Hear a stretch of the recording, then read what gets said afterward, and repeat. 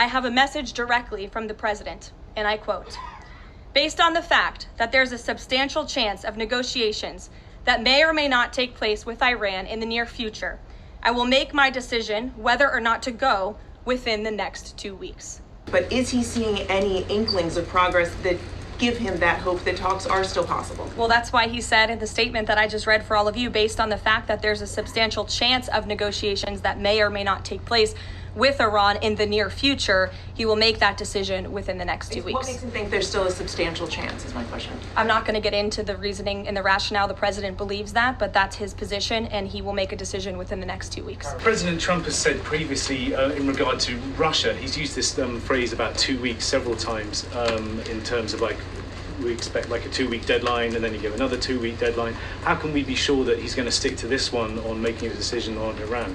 Well, in those deadlines, as you've seen in respect to Russia, Ukraine, might I add, these are two very different, complicated global conflicts, as you know, that the president inherited from our previous incompetent president and the weakness of the previous administration. The last time the president said 2 weeks, you saw Russia and Ukraine have direct negotiations for the first time in years. And so the president is always interested in a diplomatic solution to the problems and the global conflicts in this world. Again, he is a peacemaker in chief. He is the peace through strength president.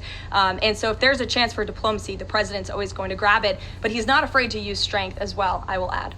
And he has been very direct and clear. Iran can and should make a deal. We sent a deal to them that was practical, that was realistic, or they will face grave consequences. Believe me, the president is unafraid to use strength if necessary. And Iran and the entire world should know that the United States military is the strongest and most lethal fighting force in the world. And we have capabilities that no other country on this planet possesses.